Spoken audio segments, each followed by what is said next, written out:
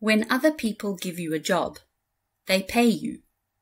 But when you give yourself a job, you have to pay yourself. The better you do your job, the more you can pay yourself. Let's have a look at how you can pay yourself from the job that you have given yourself. From the previous lessons, we have learned that whatever we do, our customers must pay us more than what it costs us. In other words, our income, the money that we receive, must be more than our expenses, the money that we pay out.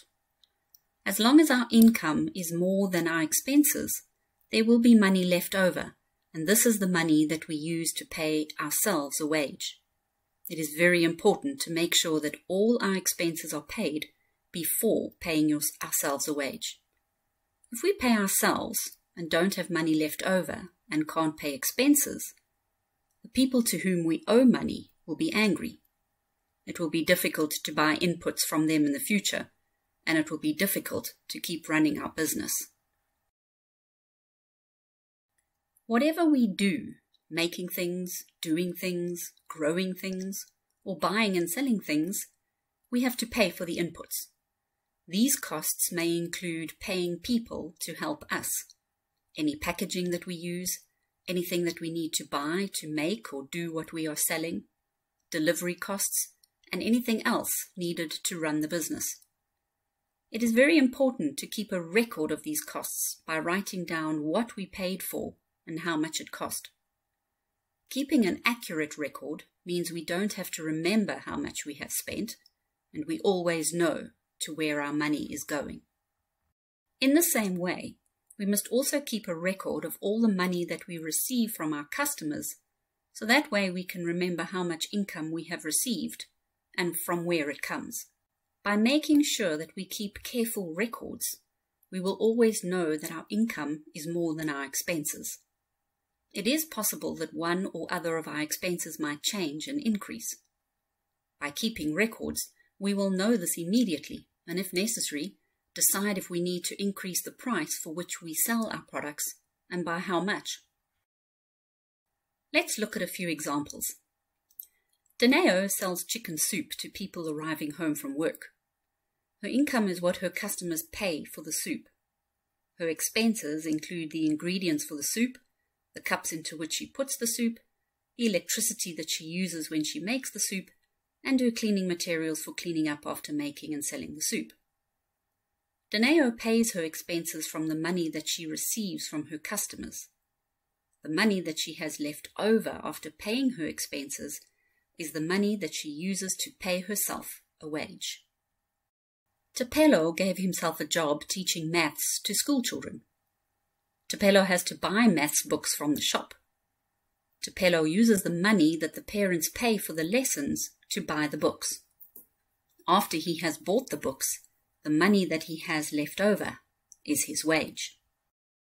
When Nikiwe goes to buy groceries to sell to the other woman in her village, she pays the taxi fare to get to town and back, and she must have money to buy the groceries in town.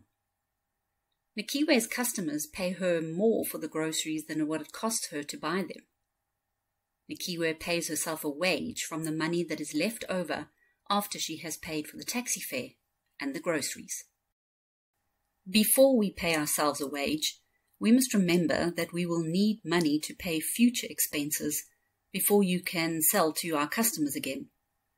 We must remember to keep some money available to pay those expenses and not take all of it as our wage. We must always have enough money to be able to pay our future expenses before our customers pay us.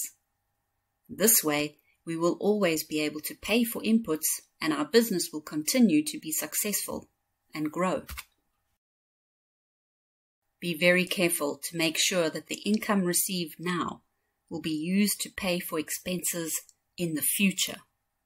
It will be very difficult to continue the business if we need to pay expenses from the past with income that is received now. Let's have a look at how to record our income and expenses. Take two pieces of paper, and on the top of one, write income, and on the top of the other, write expenses. On the income piece of paper, draw 4 columns. give each column a heading: date, customer name, what was bought, amount. On the expenses piece of paper, draw 4 columns. Give each column a heading: date, supplier name, details, amount. Whenever you buy or sell something, carefully record the details on either the expenses when you buy or income when you sell paper. By writing down the date of when you buy or sell something, you can keep track of any changes from month to month. For example, you might notice it is cheaper to buy some inputs in the middle of the month, or you might find that you sell more and make more income at the end of the month. By writing down the names of the customers, you might notice that you often sell to the same customers. You can then find ways to make these customers even happier and ensure that they keep buying from you for a long time. In the same way, if you see that you buy a lot of your inputs from the same supplier, you can go to the supplier and negotiate for a better price, or ask the supplier to deliver what you need, which will make it easier for you. If you know the details of what you buy and sell, you can see if there is anything that seems to be more expensive than the others, or if customers are buying more of something. This helps you to decide how to reduce the expense, or produce and sell more of what the customers want at the right time and increase your income. As we know by now, by keeping record of what everything costs you and how much your customers paid you, you can easily check that what they are paying is more than what it costs you, so that you can pay yourself a wage.